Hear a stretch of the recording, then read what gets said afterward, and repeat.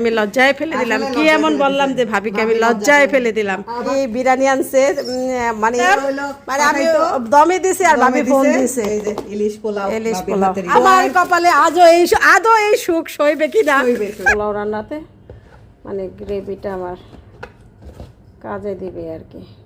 আমি একটু পেঁয়াজ বেরেস্তা দিয়ে দিলাম, পেঁয়াজ বেরেস্তাটা দিয়ে মাখাইলে এটা সুন্দর একটা গ্রান হবে। তো এই সেই সিক্রেট জিনিসটা আমি এখন আপনাদের দেখাবো, সেটা কি যে দেখার। ইলিশ মাছ বেশি জাল দিলে কিন্তু এখন ভালো লাগবে না, আমার নরম হয়ে একদম ভেঙে যাবে। তো এখানে হচ্ছে আমি মাছগুলো দিয়ে দিলাম, পোলাওটা প্রায় হয়ে গেছে 90। তো এই হচ্ছে আমাদের আজকের ইফতার। আলহামদুলিল্লাহ অনেক কিছু হয়ে গেল। আজকে হচ্ছে আমি ইলিশ পোলাও রান্না করব। আজকে ইফতারের টাইমে ইলিশ পোলাও খাবার মানে প্ল্যান করলাম যে আজকে এটাই করি। তো ইলিশ মাছটা অনেক দিন ধরে আছে, ভাবলাম যে এটা এখন না খাইলে বেশি দিন হয়ে গেলে ভালো লাগবে না। ইলিশ পোলাওটা কীভাবে করি জাস্ট আপনাদের সাথে একটু দেখাবো। একদম সিম্পল, হালকা পাতলা মশলাই, ঘরে থাকা মশলাই আর কি। এখানে হচ্ছে আমি একটা পেস্ট করে নিয়েছি, এখানে হচ্ছে পেঁয়াজ আর কাঁচামরিচ আমি একসাথে ব্লেন্ড করে নিয়েছি, এটা পুরোটাই দিয়ে দিব এখানে। এখন দিয়ে দিচ্ছি পেঁয়াজ আর কাঁচামরিচ দিয়ে দিলাম। এখন দিয়ে দিব হচ্ছে লবণ, পরিমাণ মতো লবণ।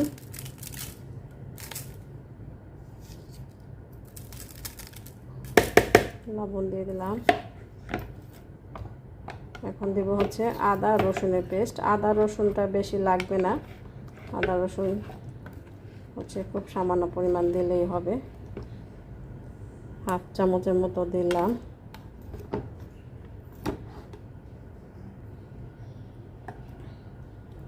মানে 1 চামচ মতো আদা বাটা দিলাম আর 1 চামচ রসুন বাটা। 1 চামচের একটু কম কম আর কি, কারণ ইলিশ মাছে আদা রসুনটা তত একটা লাগে না। এখন দিচ্ছি হচ্ছে ধনিয়ার গুঁড়া। ধনিয়ার গুঁড়াও 1 চামচের মতো দিয়ে দিলাম।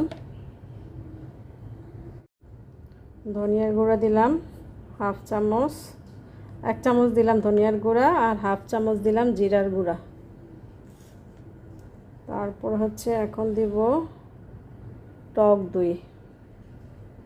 টক দই দিব ভরে ভরে 2 টেবিল চামচ। আর মিষ্টি দই দিব আমি এখানে একটু মিষ্টি দই দিব অল্প, 1 টেবিল চামচের একটু কম। টক দইটাই বেশি দিলাম আর কি, 2 টেবিল চামচের মতো দিলাম।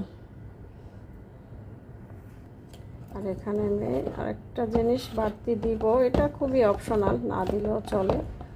তারপরে একটু আছে যেহেতু দিয়ে দিলাম, এখানে দিয়ে দিলাম একটু বাদাম বাটা, তাহলে গ্রেভিটা একটু বেশি হবে, গ্রেভিটা খেতেও ভালো লাগবে পোলাও রান্নাতে, মানে গ্রেভিটা আমার কাজে দিবে আর কি। তো অল্প একটু বাদাম বাটা দিয়ে দিলাম এখানে, আর কিছু দেওয়ার নাই। এখন জাস্ট মেশাবো।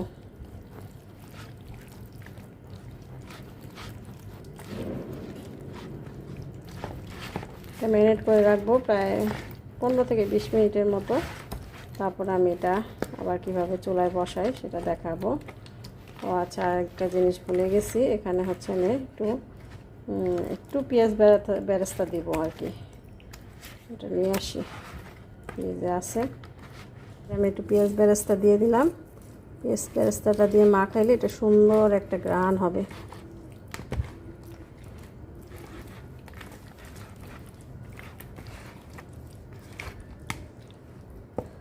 আর হচ্ছে ইলিশ পোলাও আর একটু মজা করার জন্য আজকে আপনাদের সিক্রেট একটা জিনিস আমি আপনাদের দেখাবো। ইলিশ পোলাওটা যদি একদম পোড়া পোলাওটা আপনারা ইলিশের গন্ধে মৌ মৌ করে এরকম যদি খেতে চান, তাহলে সিক্রেট একটা জিনিস আমি দেখাবো একটু পরেই। সেটা কি দিলে ইলিশ পোলাওটা অনেক মজা হবে আর পোড়া পোলাওটা ইলিশের গন্ধে ভরে যাবে। আমি একটু দেখাচ্ছি, এটা মেখে নিই। তো এই সেই সিক্রেট জিনিসটা আমি এখন আপনাদের দেখাবো। সেটা কি, যে দেখাই, এই যে এটা হচ্ছে মাছের স্টক। তো এখানে আমি ইলিশ মাছের মাথাটা একটু ছোটো করে কেটে পানি দিয়ে জাস্ট বসাই দিছি। এই আধা ঘন্টা 20 বা আধা ঘন্টার মতো জাল দিয়ে, অল্প জালে জাল দিয়ে নিলে স্টকটা রেডি। আর হচ্ছে এই মাথাটা থেকে যত ইলিশ মাছেরই আছে মানে গ্রানটা বের হবে, এই পানিটা আমি পোলাও রান্নাতে দিব। তাহলে মানে দেখবেন পুরো পোলাওটা অনেক সুন্দর ইলিশ মাছের গ্রানে ভরে গেছে। মাছটা আমার ম্যারিনেট করা হয়ে গেছে, আধা ঘন্টা হয়ে গেছে। আমি এখন পেঁয়াজ কিছু দিয়ে দিলাম এখানে, বেশ কিছু পরিমাণ, মানে বড় বড় 3টা পেঁয়াজ। একটু হালকা ব্রাউন করে ভাজবো পেঁয়াজটা।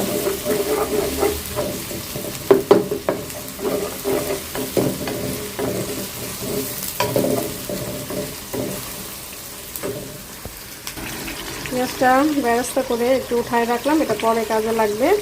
আর অল্পের মধ্যে আমি মাছটা ছেড়ে দিলাম।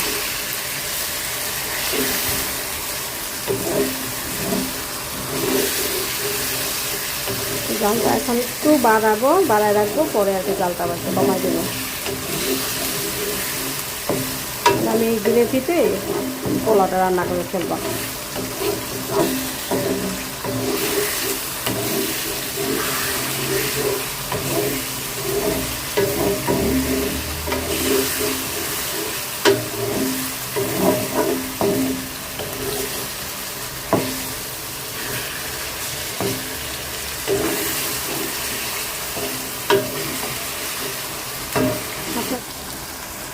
একটু ঢেকে দিলাম আর জালটা কমাই দিলাম, একটু হালকা কষায় তারপর হচ্ছে এখানে পানি দিব। একটু উলট পালট করে মাছটা, তারপরে হচ্ছে খেয়াল রাখতে হবে যেন লেগে না যায়। তাহলে যেটার মধ্যে ম্যারিনেট করছিলাম ওইটা ধুয়ে পানি দিয়ে দিলাম। এই পানিতেই মাছটা সিদ্ধ হয়ে যাবে।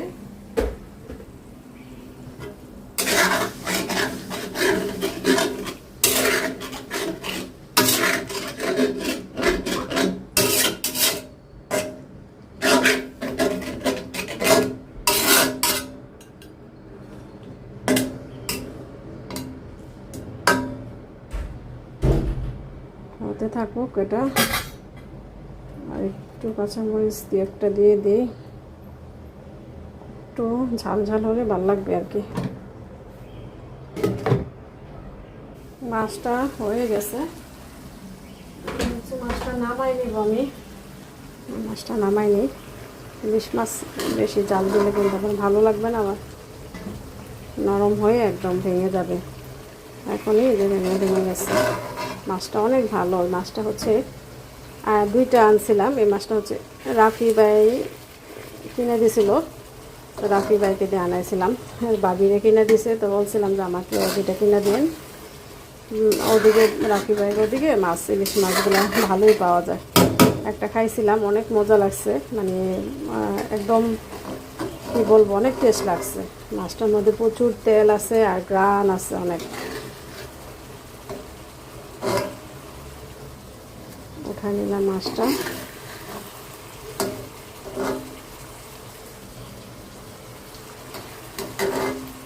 এই মাছটা রাখছিলামই আমি এই জন্য যে ইলিশ পোলাও খাবো একদিন, যেহেতু মাছটা এত সুন্দর স্বাদ, গ্রান আছে, তেল আছে।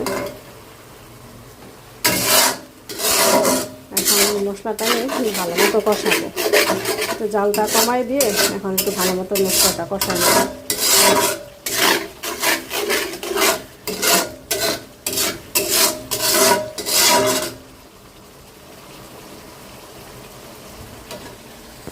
মশলাটা কষিয়ে আমি হচ্ছে চালটা দিয়ে দিলাম, পোলার চালটা।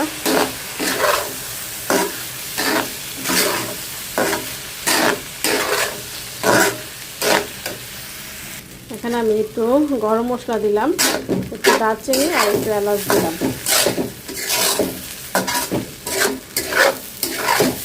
এখানে একটু কষাবো আর হচ্ছে পরিমাণ মতো একটু লবণ দিব। এখানে আমার হচ্ছে 3 কাপ আর কি পোলার চাল, সেই অনুযায়ী লবণটা দিলাম।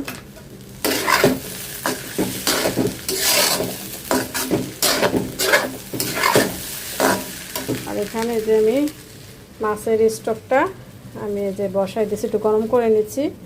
যেহেতু 3 কাপ আমি এখানে চাল দিছি, আমি 6 কাপ পানি দিব। ওইখানে 5 কাপ স্টক হয়েছে, আর 1 কাপ পানি দিয়ে আচ্ছা আমি একটু গরম বসাই দিলাম। ওই পানিটা পুরোটা এখানে ঢেলে দেব।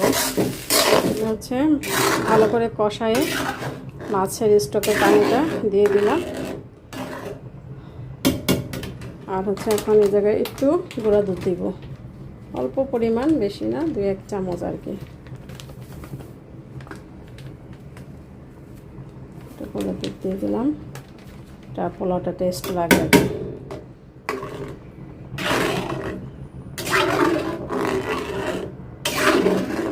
জালটা বাড়ায়ে ঢাকা দিব, একদম পানিটা শুকায়ে একদম গা গায়ে লেগে গেলে তারপর হচ্ছে আমি দমে দিয়ে দিব।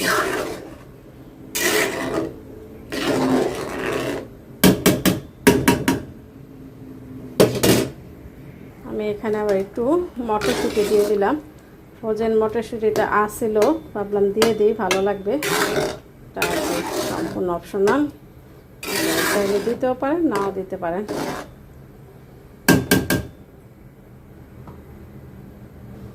তো এখানে হচ্ছে আমি মাছগুলো দিয়ে দিলাম। পোলাওটা প্রায় হয়ে গেছে, 90% মতো হয়ে গেছে। আমি এখন হচ্ছে একটু ঘি দিয়ে দিব, সামান্য পরিমাণ ঘি দিয়ে তারপর হচ্ছে একটু এই যে পেঁয়াজ বেরেস্তাটা যে রাখছিলাম ওইটা দিয়ে আর একটু 5-10 মিনিট দমে রাখলে রেডি হয়ে গেল আমার মোরগ পোলাও, কি বলি। তো বেরেস্তাটা দিয়ে তারপরে হচ্ছে এখন একটু দমে রাখবো 5 মিনিটের মতো। দমে রাখলেই হয়ে যাবে আর কি আমার ইলিশ পোলাও। একটুখানি উপর দিয়ে চালটা দিয়ে দিই।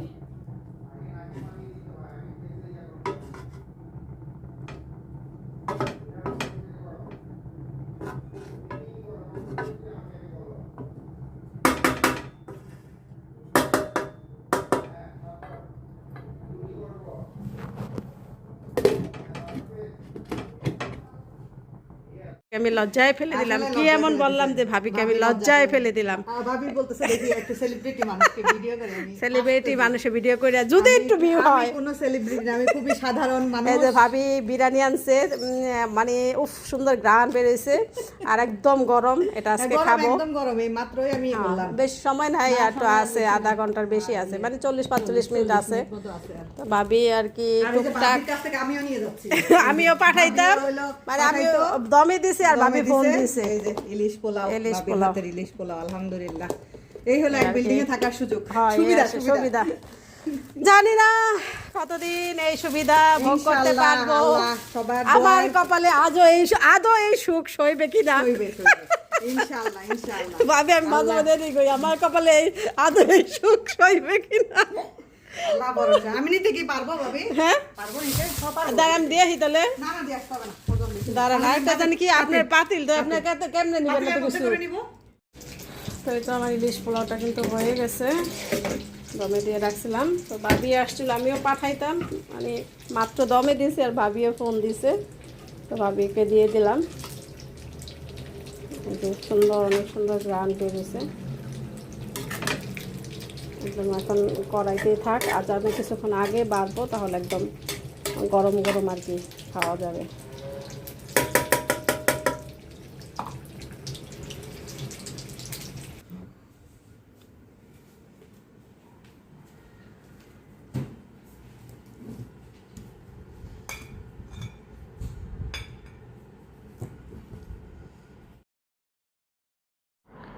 তো আসলে এই ভিডিওটা ছিল রোজার ভিডিও। কত রোজা করছিলাম আমার ঠিক মনে নাই। আমি ভাবছিলাম যে রেসিপিটা আলাদা করে দিব, দেই করে আর দেওয়া হয়নি। তো ভিডিও এডিট করতে গিয়ে দেখলাম যে না, এই ভিডিওটা রয়ে গেছে। ইলিশ পোলাও রেসিপিটা যেহেতু রেসিপি আকারে করেছি, সম্পূর্ণটা আপনাদের দেখাইছি, তো এই জন্য দিয়ে দিলাম। আর এটা রোজার ভিডিও ছিল, আমিও ভাবির জন্য পাঠাইতাম, তো দেখলাম যে ভাবিও বিরিয়ানি রান্না করছে, দিয়ে গেল। তো এই আর কি। তো রোজার মধ্যে আমরা এইভাবেই আদান প্রদান করি। রোজা ছাড়াও মানে যে কোনো জিনিসই ভাবি একটু একটু রান্না করলে রায়নের জন্য পাঠায় বা আমাদের জন্য পাঠায়, আমিও চেষ্টা করি দেওয়ার জন্য। একসাথে মানে একই কাছে থাকলেই একটা সুবিধা, আর জারাপু একটু দূরে হয়ে গেছে, যার কারণে জারাপুকে তেমন কিছু দিতে পারি না, বা আপু কাছে থাকলেও হয়তো একটু একটু জিনিস আপুকেও দিতাম বা আপু আমাদেরকে দিত, এই আর কি। কাছে আসি বলে আর কি দেওয়া ধোয়া বা খাওয়া দাওয়া একটু একটু হয়, আলহামদুলিল্লাহ, এই আর কি। তো ইলিশ পোলাওটা আসলে খুব মজা ছিল, অনেক মজা।